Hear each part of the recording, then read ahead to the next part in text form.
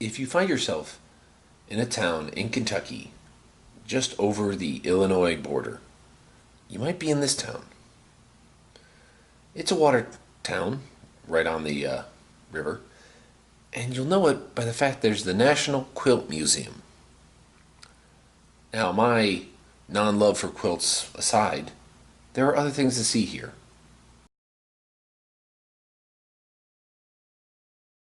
If you're wondering where I am today, I am in Paducah, Kentucky, outside an old Coca-Cola bottling facility.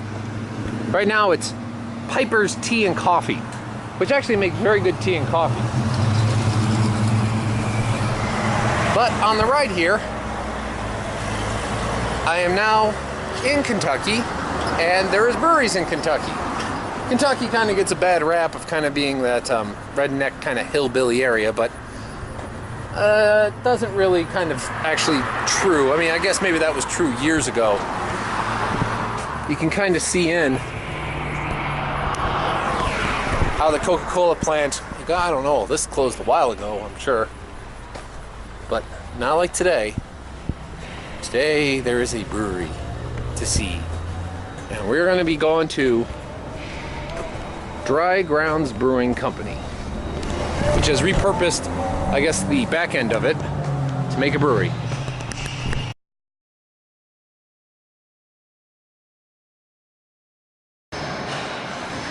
This is inside the Coca-Cola factory. It's been, well, technically abandoned, but it's being repurposed into kind of like a bunch of storefronts. They got the tea and coffee, good tea and coffee. They have the brewery. Did you see the bike? Hello.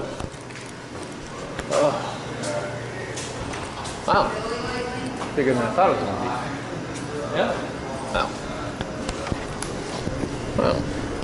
I'll open it. They're ESB.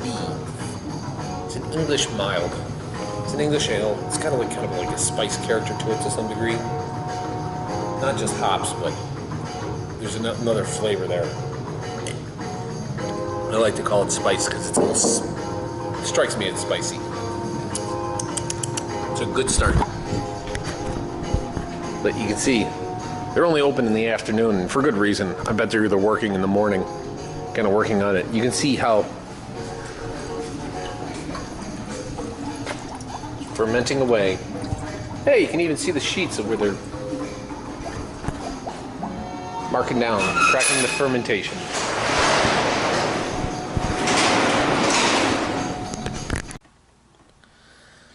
I did like the English mild.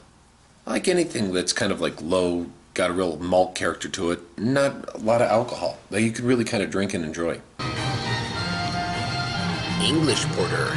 It's different than a regular porter in the fact that it's got to have a real malt taste to it, and it does. And that's different than your normal porter where you'll have like a kind of a roasted chocolate kind of taste being the kind of the predominant one. This, it's got the malt first.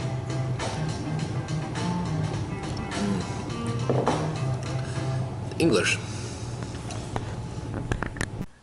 But you can see all the choices you have from. They even got a number of guest breweries on tap.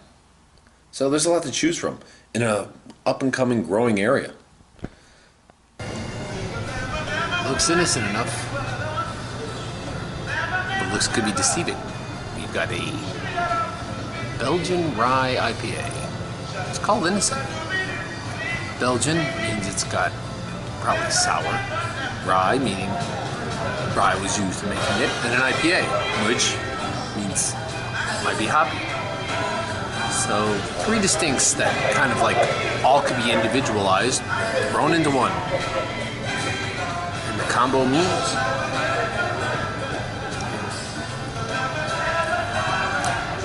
you can almost taste all three by themselves. You can distinctly taste the Belgian part of it, the rye area, and the IPA, all individually.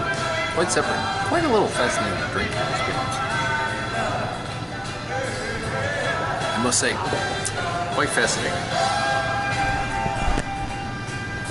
Very interesting. Tasting all three individually and in combination.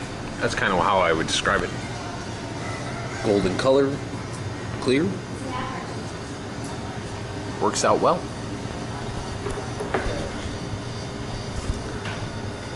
I try and put all three together. Gotta try it.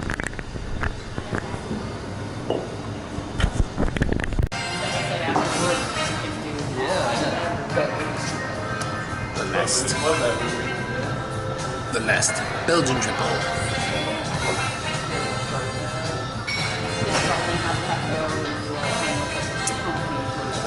Best to drink those.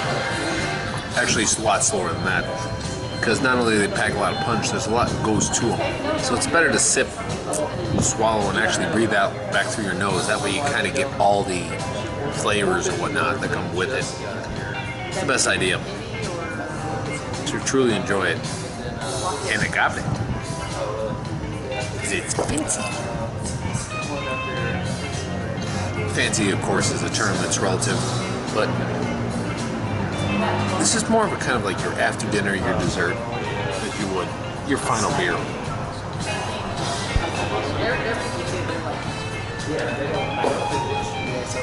Definitely very candy-like. And a good beer to kind of finish the day with. As you look at everything.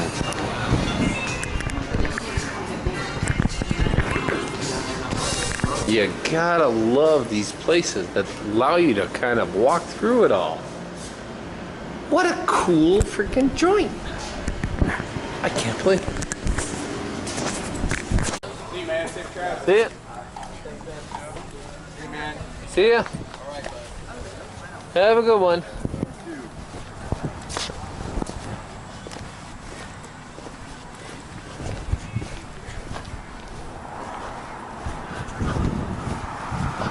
Dry Ground Brewing. Can't go wrong by being here. When you're in Kentucky, just inside Louisville, which is the first state which is flirting with bankruptcy,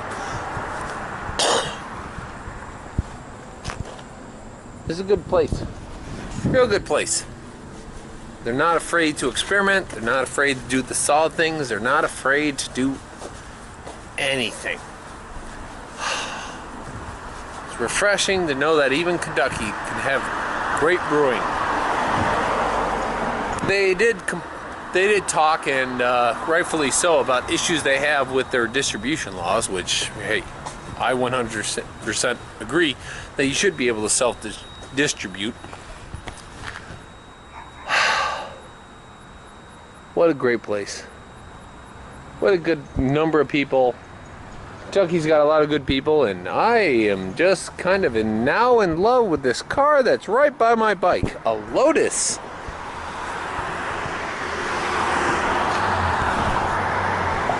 You can never get distracted too often. And love it. Let's see where I am tomorrow.